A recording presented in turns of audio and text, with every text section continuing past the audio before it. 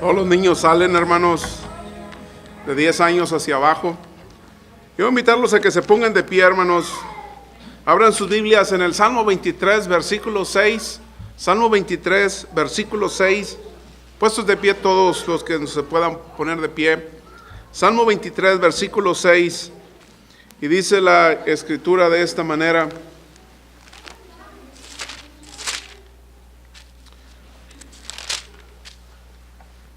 ciertamente el bien y la misericordia me seguirán todos los días de mi vida, y en la casa de Jehová moraré por largos días. Incline su rostro y hagamos una oración.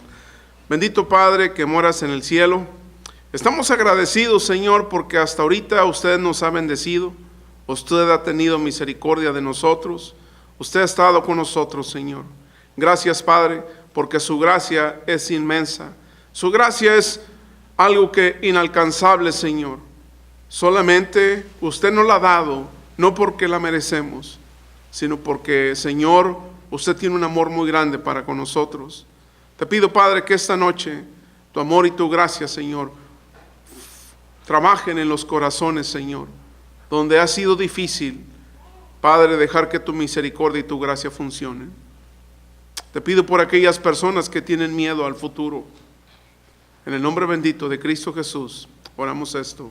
Amén. Pueden tomar asiento, hermanos.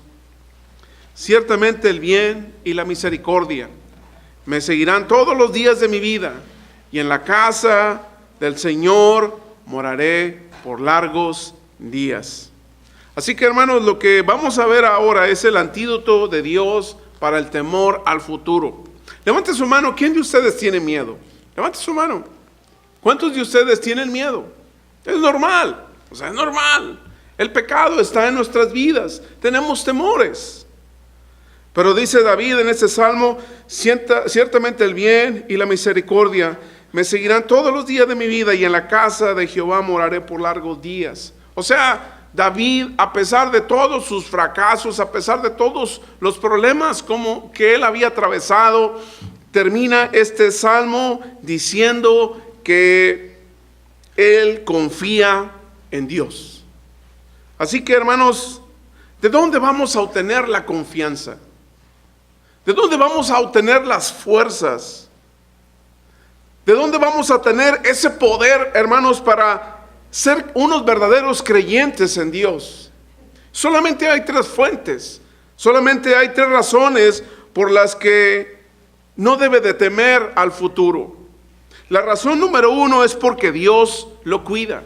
La razón número 2, porque la gracia de Dios está obrando en usted. Y la razón número 3, porque el cielo lo está esperando.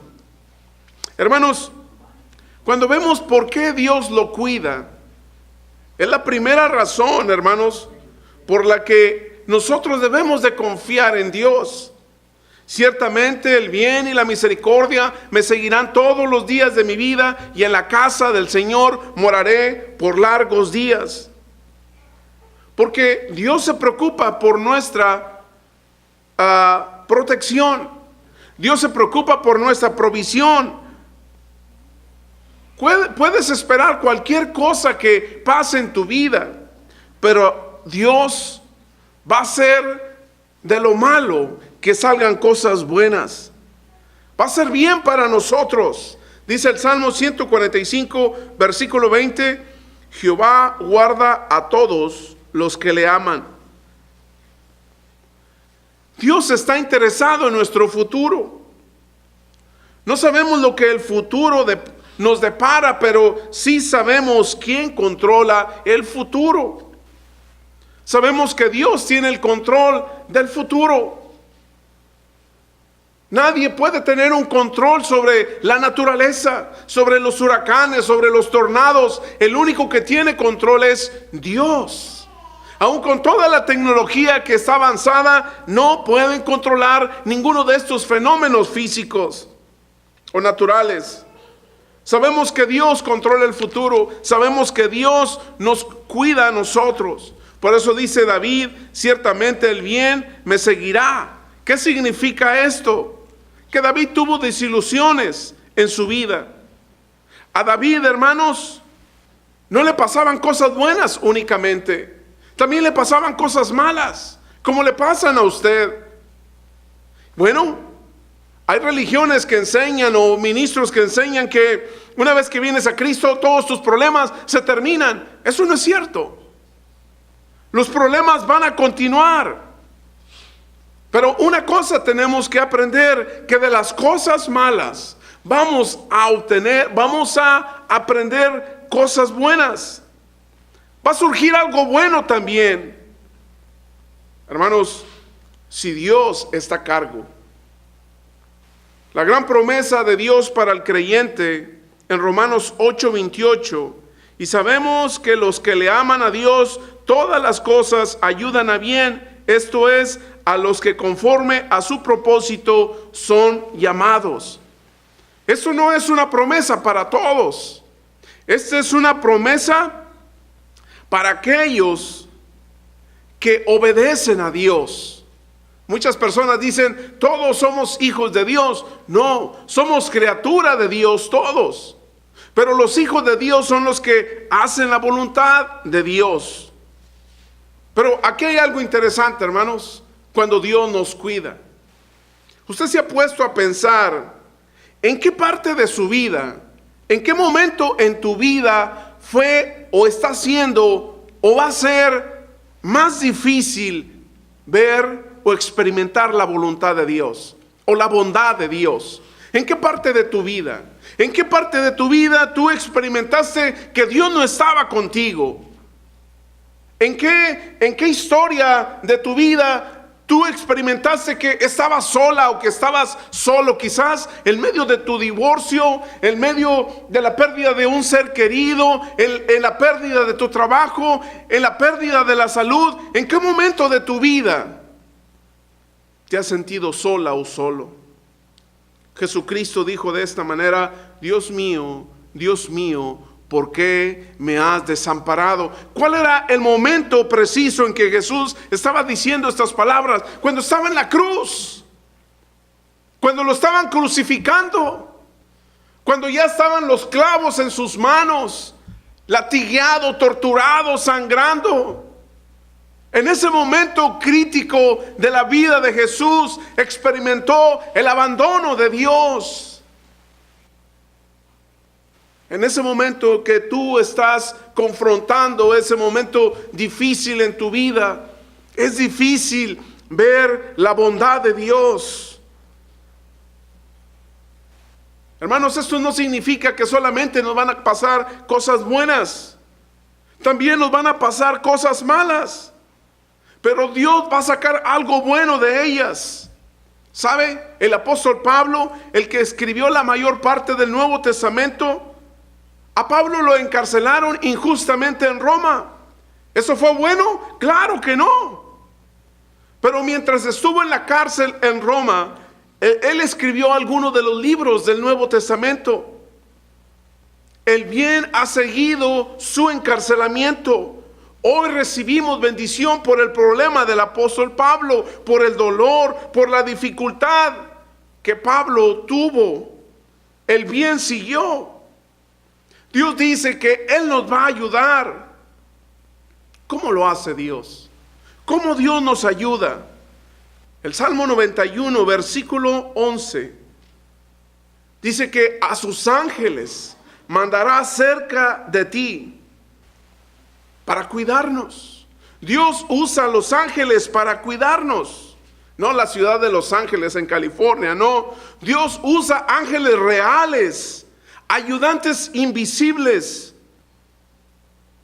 La Biblia dice que una de las razones por las cuales Dios creó a los ángeles es para cuidar y proteger a los creyentes.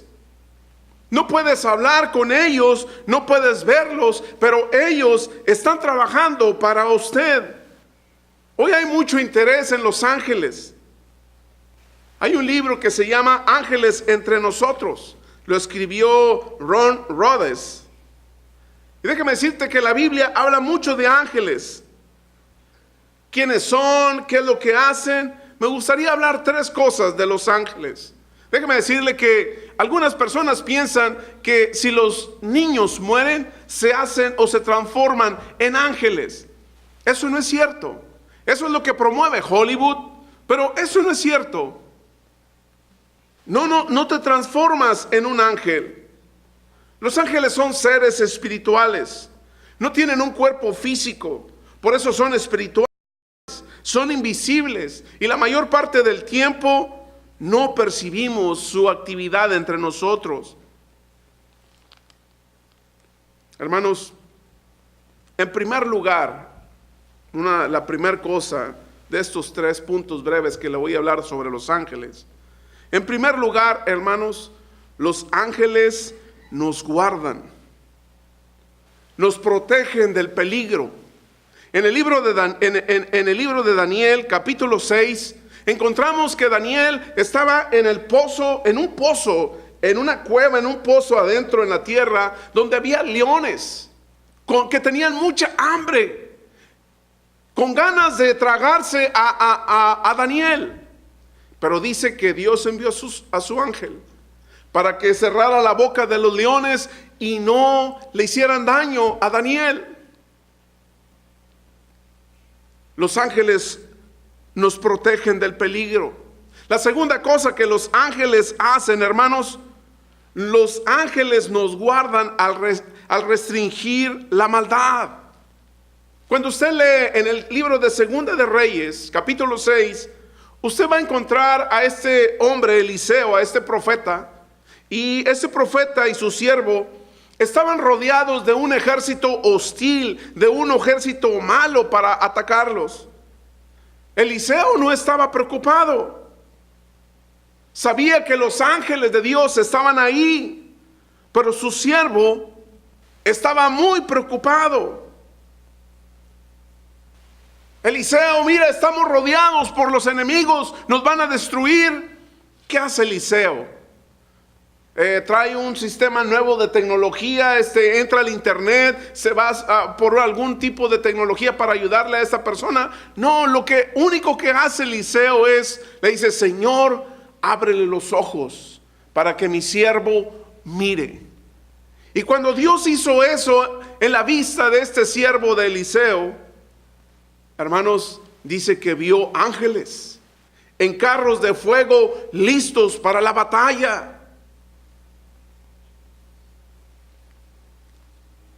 Entonces es cuando este siervo llegó a entender el Salmo 91. Pues a sus ángeles mandará cerca de ti, que te guarden en todos tus caminos. La tercera cosa que los ángeles hacen es que nos guardan de circunstancias peligrosas. Y esto se ilustra en Hechos capítulo 27, donde el apóstol Pablo dice que iba en un barco con más personas. Y dice que venía una tormenta, iba a destruir al barco, lo destruyó literalmente al barco. Pero un ángel le dijo al apóstol Pablo: no temas, todos los que van aquí, ninguno va a perecer. Hermanos, los ángeles nos guardan en medio de circunstancias peligrosas. Así que el antídoto número 1 de Dios para el temor al futuro es: Dios te cuida. Dios te está cuidando. La segunda cosa, hermanos, el segundo antídoto de Dios para el temor al futuro es que la gracia de Dios está trabajando dentro de usted. Ciertamente el bien y la misericordia me seguirán todos los días de mi vida. En el libro de Isaías, capítulo 60, versículo 10 dice: en mi buena voluntad tendré de ti misericordia. Bueno, la pregunta aquí es: ¿qué es la gracia? La gracia se refiere a las riquezas de Cristo. La gracia es algo que se nos ha dado, un regalo que se nos ha dado, no porque lo merecemos. Hermanos, ¿qué es la misericordia de Dios? La misericordia de Dios es la gracia en acción. ¿Por qué necesitamos la misericordia? Porque somos personas imperfectas. Tropezamos, caemos, cometemos errores, nos equivocamos. Pecamos, somos pecadores. Así que vamos a necesitar no solo la bondad de Dios, sino también necesitamos su gracia, necesitamos el perdón de Dios, necesitamos la sanidad de Dios. En el libro de los Salmos, capítulo 103, versículo del 2 al 11, resumido, dice: no olvides ninguno de sus beneficios. Él es quien perdona todas tus iniquidades. Él es el que sana todas tus dolencias, el que rescata del hoyo tu vida, el que corona de favores y misericordias, el que sacia de bien tu vida, tu boca. Misericordioso y clemente es Jehová, lento para la ira y grande en misericordia. No ha hecho con nosotros conforme a nuestras iniquidades, porque como la altura de los cielos sobre la tierra, engrandeció su misericordia sobre los que le temen. ¿Cuándo entiende la misericordia? Dios no solamente es bueno con usted. ¿Sabe? Cuando Dios vio a este paralítico enfermo, incapacitado para caminar con sus propias piernas, Jesús no lo sanó físicamente. La primera acción que Jesús hizo en este cuadro bíblico en la historia del Nuevo Testamento es que Jesús primero le dijo: tus pecados te son perdonados. La gracia de Dios perdonó el pecado de ese individuo. Antes de hacer la sanidad física, Jesús primero hizo la sanidad emocional. Este hombre estaba paralítico, pero el daño más grande que él tenía era su pecado interior, el daño emocional interno. Jesús le dice: tus pecados te son perdonados. Y la segunda acción, Jesús le dice: levántate y anda. Entonces la misericordia de Dios te sigue. La misericordia nos revela quién es Dios. La misericordia, hermanos, es la que nos mantiene. Van a pasar muchos días en nuestra vida que a lo mejor vamos a experimentar la felicidad, la tristeza, la enfermedad, la depresión, momentos con dificultades. Por eso es que hay un temor al futuro. No sabes qué va a pasar al futuro. Pero cada día que pasa, tú puedes experimentar la gracia y la misericordia de Dios.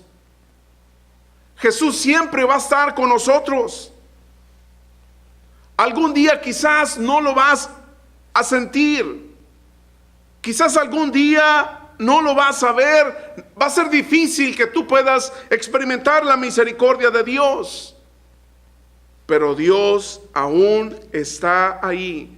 El bien y la misericordia te van a seguir. Un día, levante su mano. ¿Quién de ustedes son parejas? Levante su mano. Levante su mano. Ok, tenemos como 5 o 6. Un día uno de los dos se va a ir. Uno de los dos se va a tener que ir. Déjame decirte que Dios va a estar contigo. Su gracia y su misericordia, la bondad de Dios te van a estar cuidando. En los momentos difíciles, Dios está contigo. La misericordia de Dios, su bondad nos ayudan. La misericordia de Dios lo sanará. Y es el hecho de que Dios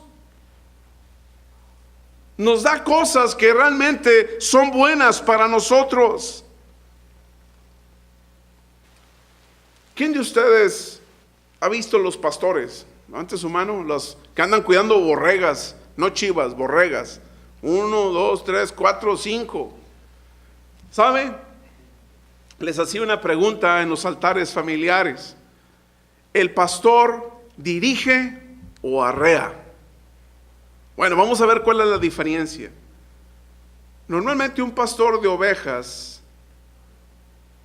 si ustedes han visto el cuadro de Jesús rodeado con ovejas, el pastor va enfrente y las ovejas lo van siguiendo. Pero normalmente hay unos perros que le van mordiendo a las ovejas para que no se salgan, que van atrás y le muerden a la oveja la pata y la pierna para que no se salga del redil. O sea, esos perros representan la gracia y la misericordia de Dios. Cuando te quiere salir, su gracia y su misericordia se presentan. En el caso de las vacas, arreas o diriges.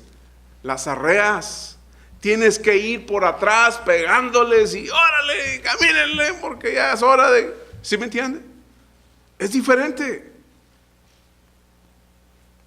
Hermanos, el bien y la misericordia nos van a seguir todos los días de nuestra vida si nosotros seguimos al verdadero pastor que es Jesucristo. Y el tercer antídoto, hermanos, para no tener miedo al futuro, es que, ¿sabe quién te está esperando? El cielo.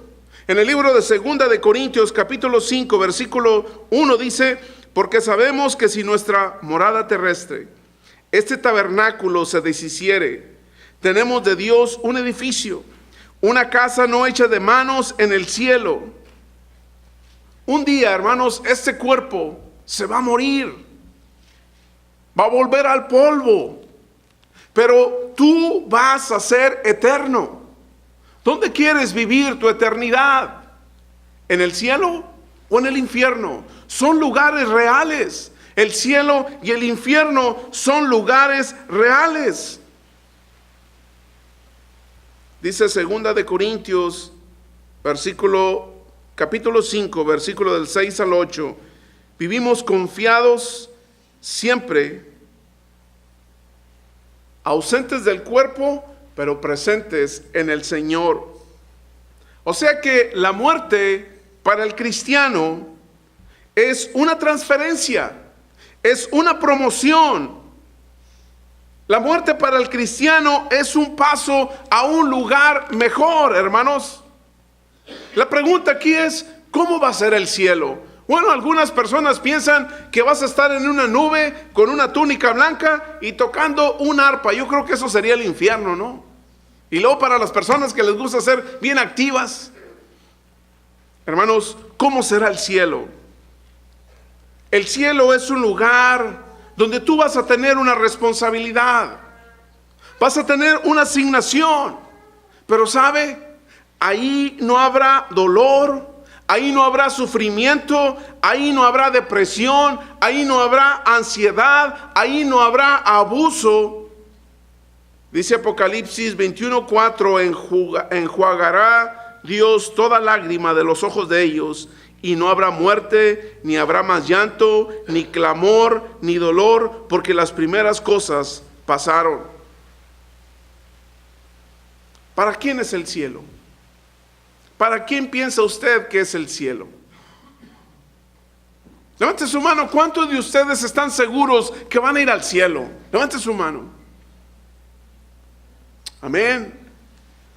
Dijo el apóstol Pablo: yo no sé si lo he alcanzado, pero yo prosigo al blanco, yo prosigo a la meta. Bueno, ¿qué es lo que nos hace ser inseguros de ir al cielo? El temor al futuro. ¿Sabes? En esta tierra vas a vivir 60, 70, 80 años o quizás 90 años. Pero ¿sabe cuántos años vas a pasar en el cielo? Miles o millones de años en la eternidad, o en el infierno, o ante la presencia de Dios. Así que usted y yo somos peregrinos. Vamos a actuar como tales. No se comporte como si lo importante fuera el edificio que tiene, la casa que tiene. No se comporte como si lo importante es la cuenta de banco, el título que quizás usted pudo haber tenido. Nada de esas cosas nos vamos a llevar el día que nos muramos. Los faraones llegaron a construir, hasta la actualidad existen unas monumentales pirámides. Porque ellos pensaban que cuando murieran se iban a llevar también a sus esclavos, a sus sirvientes, su dinero, su comida, sus mascotas. Nada de eso te puedes llevar. Aunque lograban momificar a estas personas y que todavía han encontrado momias de mucho tiempo atrás, nada de eso va a poder llegar al cielo. Pero tu alma, tu espíritu, sí va a poder llegar a la eternidad. ¿Cómo saber? ¿Cómo saber si vas a ir al cielo? Si tú mueres en esta noche, ¿tú estás seguro que tú vas a ir al cielo? No tenga ningún temor. No vas a ir al cielo porque lo mereces. Vas a ir al cielo porque vas a serle fiel a Dios. Vas a confiar en Dios. Olvídate de confiar en el gobierno. Olvídese de confiar en un sistema, en un método. Confíe en Dios.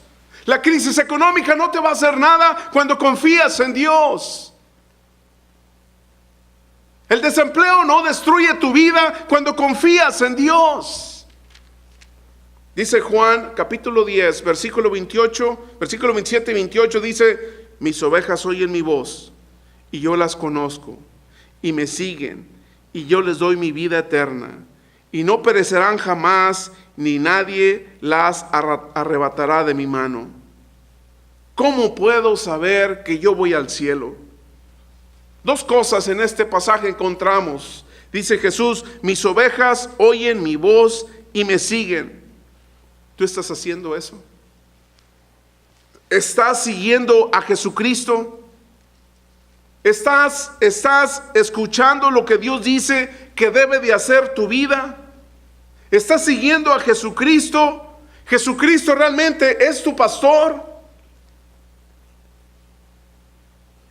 Si realmente usted dice: sí, yo estoy escuchando a Dios, estoy aprendiendo de su palabra, la estoy aplicando a mi vida, entonces, hermanos, eso es ver el futuro sin temor. Pero aquellas personas que solamente tienen sus ojos para ver los defectos de las demás personas, los defectos de las iglesias, los defectos de los que van a las iglesias, los defectos del ministro, cuando tienes esa manera de ver el mundo, la vida, eres una persona llena de miedo, una persona llena de temor.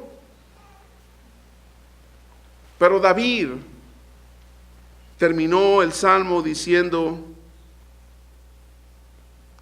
el Salmo capítulo 23, versículo 6, dijo David estas palabras: ciertamente el bien y la misericordia me van a seguir todos los días de mi vida, y en la casa del Señor moraré por largos días. Hermanos, vamos a hacer una oración, puestos de pie.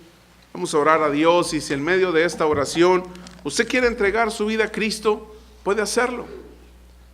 Venga al frente, entregue su vida al Señor Jesús. Incline su rostro.